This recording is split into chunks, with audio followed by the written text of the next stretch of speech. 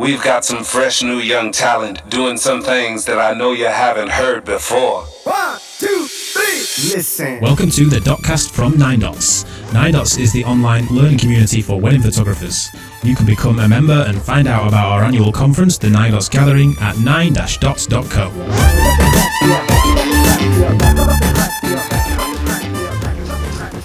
Hey, everybody. Welcome back to the NineDots podcast, the DotCast.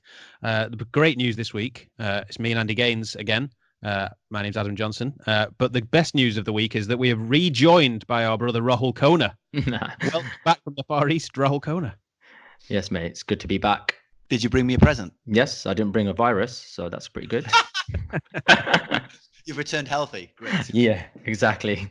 Have you been keeping up with the DotCast on your travels? I just listened to one the other day, the SEO Shark Tank one, but that was at home. I didn't have any good Wi-Fi when I was away, so yeah. That's good, mate. You're on holiday. You should have been keeping detached from such things.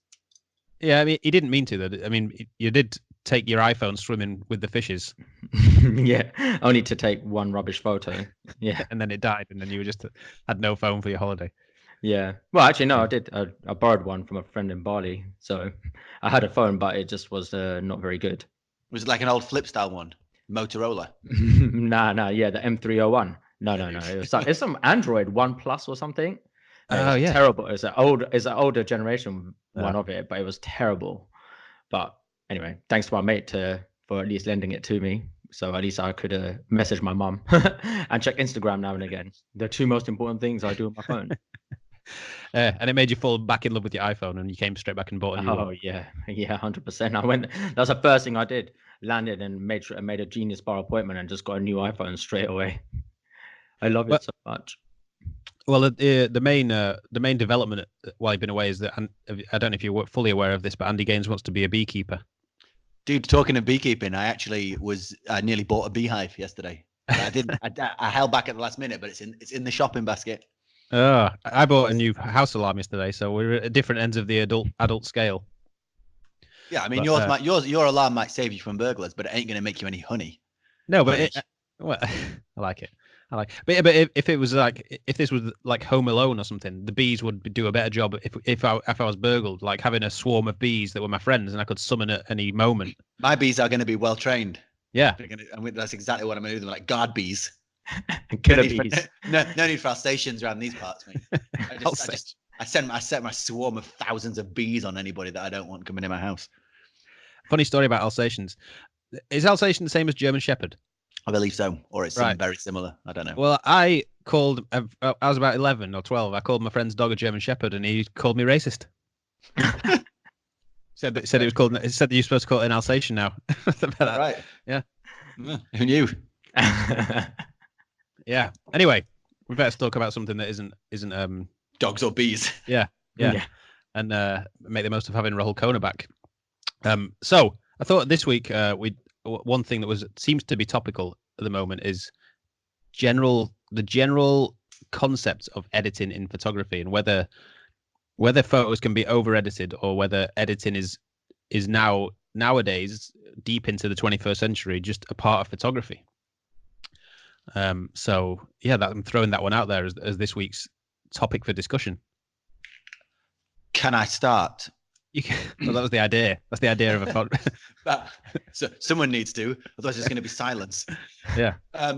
No, I think editing and levels of editing are really entirely part of photography now, and they always have been. The photography and photography as in the capture of an image and the final creation of an image has always been totally linked to the technology available, and has always utilize the technology available to its fullest extent to create an image. And it's no different now to it was when you would capture an image on film and then develop it and use certain techniques in the darkroom to bring out parts of the image that you wanted, or to change the colors of the image or whatever, or the tones of the image. And now it's literally no different now. So that's my short answer. All right. The end. It's been a great podcast.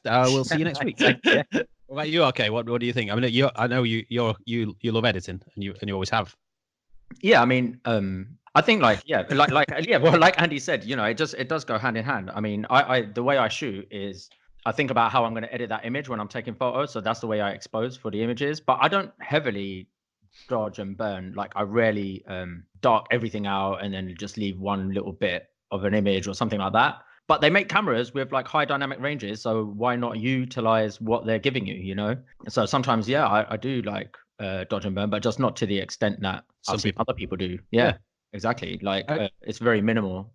Yeah, I mean, it's like Andy says, dodging and burning as a concept is not something that Adobe invented when Lightroom was put out. Like that's just when back in the days when people used to get contact sheets and stuff, they would mark up their images they wanted, and then their like photo editor person would go away and make they darken sections and brighten sections. So that's, like Andy says, really, that's not a new concept. But I think what's the reason for the discussion is more how things like composites and like heavy cloning and that kind of thing, and like pushing, dodging, and burning so far, like you say, that you're not cloning stuff out, but you're using dodging and burn to actually remove elements of the image. Yeah. So I guess it's as much, the discussion appears to be as much about those kind of the more photoshoppy sides of editing rather than straight dodging and burning. Yeah, but then I think, I mean, obviously we're all wedding photographers, and the majority, if not all the people listening to this, are wedding photographers. So I mean, in the context of wedding photography, I think the question is what are we there to do, and what is our job to do? And I think the lines that we draw as photographers to decide whether we cross, a line in terms of editing or compositing or whatever it is they're totally arbitrary and are most of the time driven by trends and fashions as much as they are anything else. So like for my personal tastes, I'm a documentary photographer, and I would shy away from even switching the lights on or off in a room. Or let's say, the classic example is bridal prep, and someone walks in and puts a bag on the bed. I would never move the bag, because that's my approach as a photographer, and how I sell myself and what my couples expect from me isn't to be involved in that way. Except I've got no qualms at all afterwards in editing out a light switch that's in the background of a photo and is detracting from the composition of that frame. So the kind of the rules that we set ourselves are totally arbitrary, and there's no way, I don't believe, like any kind of right or wrong. When I'm shooting, like if someone did come and put a carry bag down, I probably would move it. But then that's the way I kind of shoot as well. Like, but then when I'm doing that, I think my clients kind of expect it from me, because sometimes like for example, during the speeches, like people put branded water bottles or like, it just says Evian or Coca-Cola or whatever. And I remove them just off the head table. And it's something I'm really comfortable with doing. And afterwards, when I deliver images, or even during the night, the bride or the parents or whoever's on the head table, some people always comment and say, "Oh, it's so nice that you pay this like attention to detail, because when we see our photos, we don't want to see the Coca-Cola bottle and stuff like that." The orange Sainsbury's bag. Yeah, exactly. So yeah, right. But that's kind of what I mean there, Rahul. So like, so if like let's say you're happy to move the bag out the way, right? And let's say someone puts it down and it ruins the shot. Yet there are some people that would say it's unacceptable to clone that stuff out afterwards, but like the end result's the same. You're in effect, you're manipulating the scene either in the whilst you're there or afterwards to get the images that we want to give our clients, right? And so whether you're doing it physically by switching the light off, or by putting a flash to make the scene brighter, or by moving the candle so it's not poking out the top of someone's head, or if you choose to do that afterwards because you didn't do it at the time, it's like the end result's the same, right? So it seems crazy that people would almost have some kind of line they would draw that says it's not acceptable to do that. Do you know what I mean? Yeah, totally. I mean, the thing is that we're wedding photographers, and like I'm trying to make the best images for my clients. So if that happens by me moving a couple of things, or by me editing or cloning or heavily dodge and burning, then I'll do that, because I just want to give my clients the best possible images they can get. Right. Well, I'm not a wall photographer. Do you know what I mean? Like I'm not there. Like my presence is already there, so I'm already affecting the scene in my opinion. So I just affect it a little bit more now and again.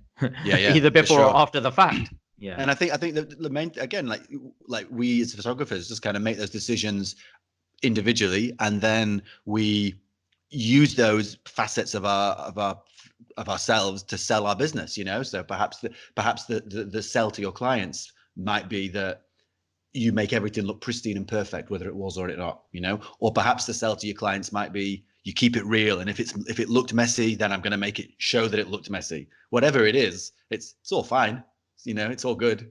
Like this is, I don't think we should be setting like rules or kind of industry standards or anything. I mean, the other kind of bugbear I think is that people always, again, which is a total style fashion thing, people always have this thing where it's like, it's okay if you do it in camera, like, you know, like fancy effects, shooting through things, or double exposures in camera, or trickery using stuff in camera that makes, like, it's okay in camera, but it's not okay if I did it in Photoshop afterwards. Like, as though it's, one has like some kind of, you know, like morally superior decision to, you know, one is a morally more superior like choice. Yeah, I think that's the general, like the discussion that's being had at the minute. I think what it stems from is one of the more famous awards has added some new rules, I think, around things like composites and multiple exposures and heavy editing. I don't know in detail. I mean, I saw it being discussed somewhere else. There was a more documentary based place, and I think the general idea was that, you know, things should be as real as possible, but I'm not, you know, I guess I was reading it in the context of this documentary group, but I'm a different to you, really. I mean, more like Rahul, obviously. The whole, like, if somebody puts a Tesco bag in my scene, I'm gonna put it as far away from me as possible. Yeah, for sure, right? But there's nothing wrong with that, right? No, exactly. But equally, there'd be nothing wrong if I cloned it out in Photoshop afterwards, or if I was to there's no difference. Or, you know, just to take it to the extreme, and I think the kind of thing that's being discussed, it's going to be a ridiculous example, but imagine I'm the Tesco bag photographer and there wasn't a Tesco bag in my scene, and I really want a Tesco bag in all my scenes. Like, is it terrible if I add a Tesco bag in afterwards? Yeah, and also, but I mean, like, then if you think about it, so you know, I guess one issue is like, what is our job as photographers? But I don't think any of our jobs as all our jobs as photographers is to turn up and bring our vision to the wedding. Within the like, you know, within the sphere of who we are as photographers, and within the kind of the genre of wedding photography. So if someone drops that Tesco bag on the bed while prep's happening, I'm gonna, you know, are you then not doing your job if you simply move to compose the scene so you're not including the Tesco bag in it? Yeah, like, I mean, we should, you know what I mean? Yeah, we should just quickly say other supermarket bags are available. That's it. My personal favorite being the orange Sainsbury's bag. Yeah, yeah, definitely. Now, I mean, let's just take a little left turn. But I think the general point here was more around awards than just generally making pictures. Okay. I think everyone would agree, I would hope, that we could do whatever the heck we want at our own weddings for our own clients within whatever is our own style. Like, you're pretty much like what you're saying. Amen, brother. I think the general, like, discussion that's happening a little bit in the industry is, if you're going to enter an image in an award or for an award, should you be able to win if you've done a lot to that image in the edit? Or I mean, somebody even, I don't know if they were joking, I think they were joking, but somebody even said you should have to submit the raw file along with the final image, almost just to show how real the final image is. But do you think you should be able to win an award for an image that's potentially had elements cloned in from other images, even if it's in the same series? You know, it might be that you shot a series of moments, two of them were great, but you wanted something from one in the other one, so you've kind of made a mishmash of the two to create the final image of that moment, but it's not the original real moment. You know, it's a composite of two. Should you be able to win an award for that image if that's not? Okay, so, like, obviously photography is subjective, obviously, but if you've got an award, you have to have rules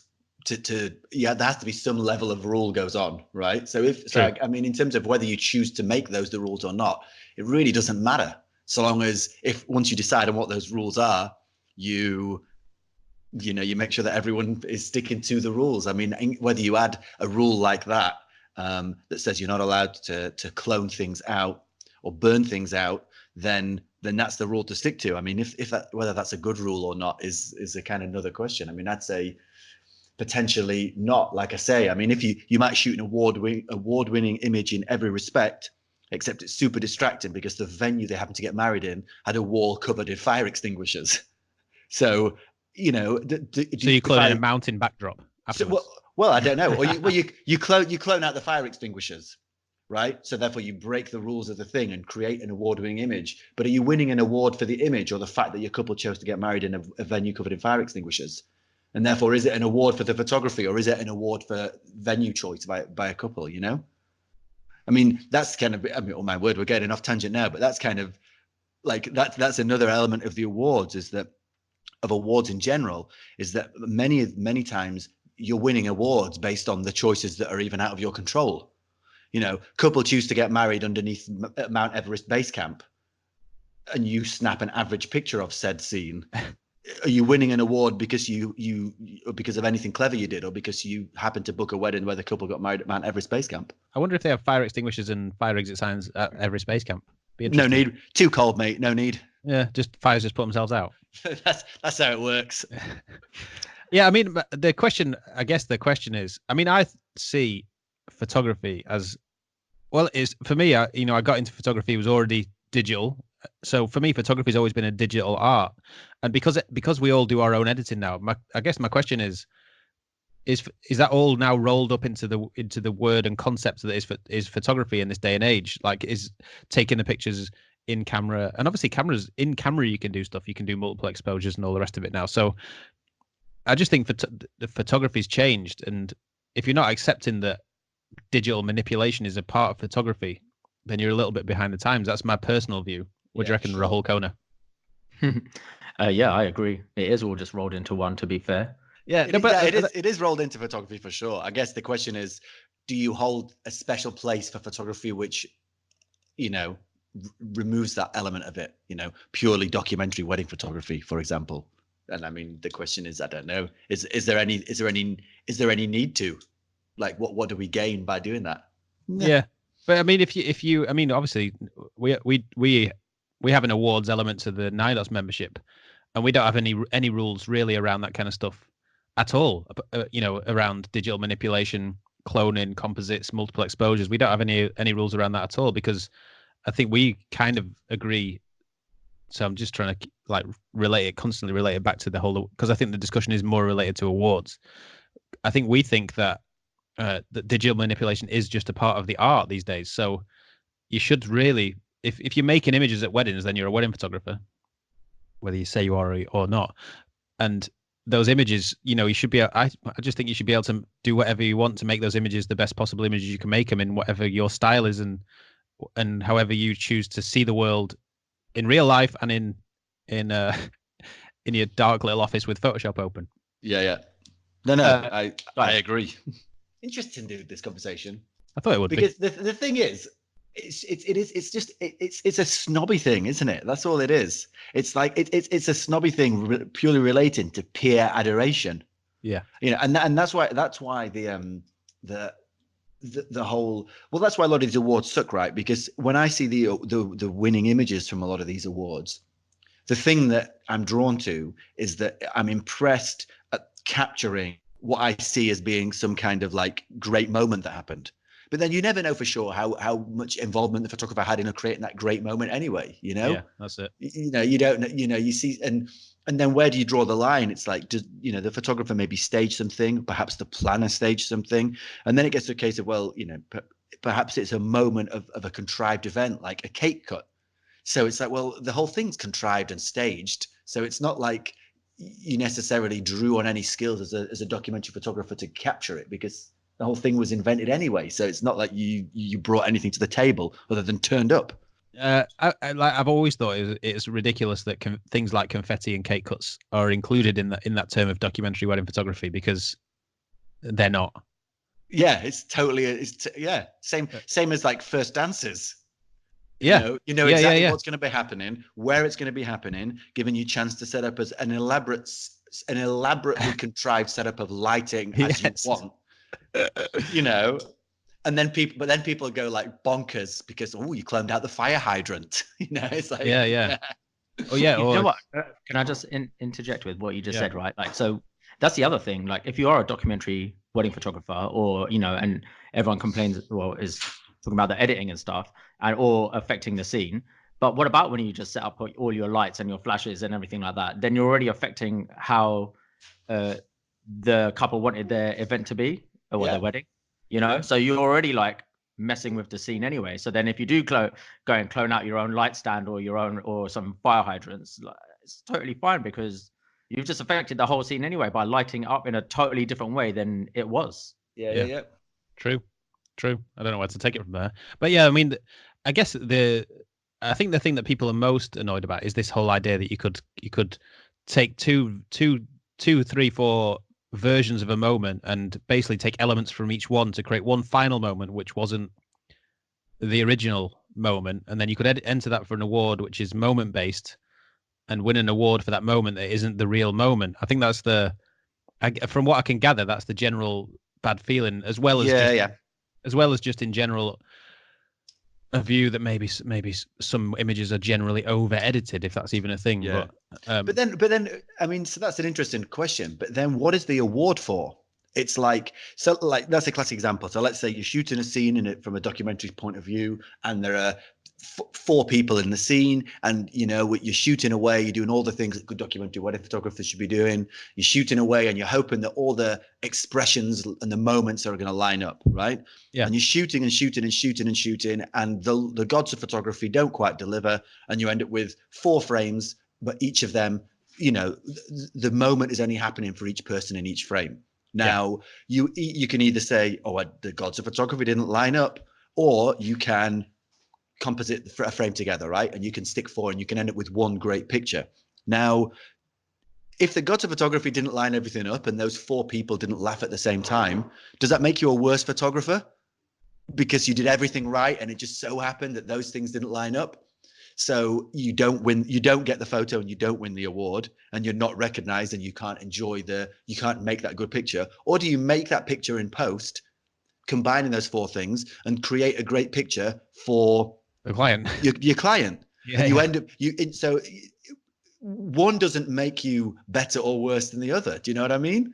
Now, I guess the only question is, if you're going to have some awards, and let's say you're going to have photography awards, you do need to have some kind of, well, you either say everything goes, in which case it's a case of who can combine their photography skills with the best imagination to create the best thing possible, or you draw a line and say, well, you can't composite photos together.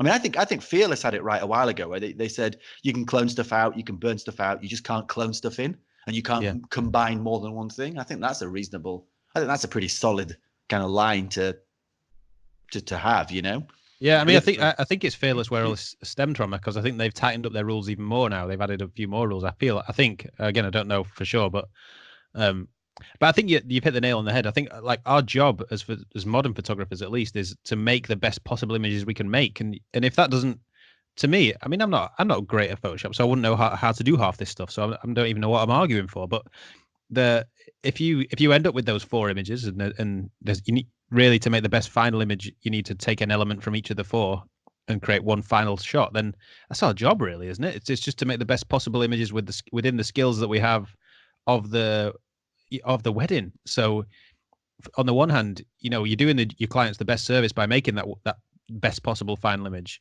And yeah, like you say, if it doesn't contravene any rules of the award that you're entering, then fair game. If it is against the rules of the awards, then stop moaning about it and just don't enter that image for the awards, and don't moan if you get called out for it. Isla agrees. Yeah. Well, she does agree. Yeah. Welcome to the DotCast, Rahul Khona. It's our newest and youngest guest. Yeah. It's why I was distracted earlier. When I had something on my mind, I could see her moving around, and now she's just playing with the microphone. Yeah. She's really into editing. She agrees with me. Yeah, for sure. Yeah.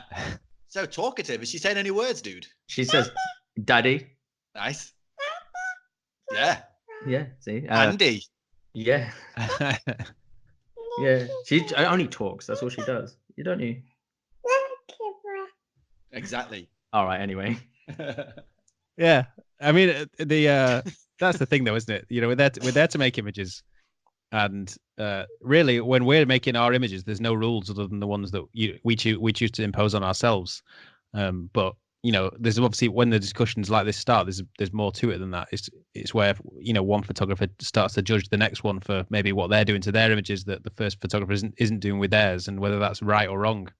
So there's two trains of thought, really, isn't there? There's the one train of thought, which is when we're making images, when we're at weddings and we're making photos, then anything goes, really, as long I mean there's not even any caveat to that. Anything goes. You can make whatever images you want to make at weddings. When it comes to things like awards, obviously some awards are going to have rules and other awards are not going to have rules. But I think the damaging element is that when discussions like this arise in the industry, they're often not constructive. It's usually just it's usually just one photographer having some judgment, or taking what they can perceive to be like the moral high ground on any issue, which is, this is how I think photography should be, and this is what we should be doing, and it's disingenuous to do anything else, which is obviously rubbish. Like you say, I think we have a job to our clients to document and photograph them on their wedding day, and we do that within whatever constraints or rules we set ourselves as a brand, really, or as artists, and that's kind of the lines between what that is are kind of blurred. But then I guess, like the second part is, if you're going to enter them into awards, just make sure you follow the rules, and everyone's going to be happy, whether or don't follow the rules, because rules are meant to be broken. I mean, that's Amen. There it is. But just to answer me this, okay, is digital manipulation part of modern photography? Yes, it is. Correct. In the same way that manipulation has always been part of photography. Like we do it digitally now because that's how we capture our pictures. But no more than manipulation has always been part of photography. Yeah, but it's easier and more accessible to all now, and there's just generally more options available to us. It's easier and more accessible, so yes, it is. But that doesn't make it any. That doesn't change like the fundamentals. No, but does that just make photography, the definition of photography nowadays, different to the definition of photography 20, 30, 40 years ago? No, it's the same. Just got more tools.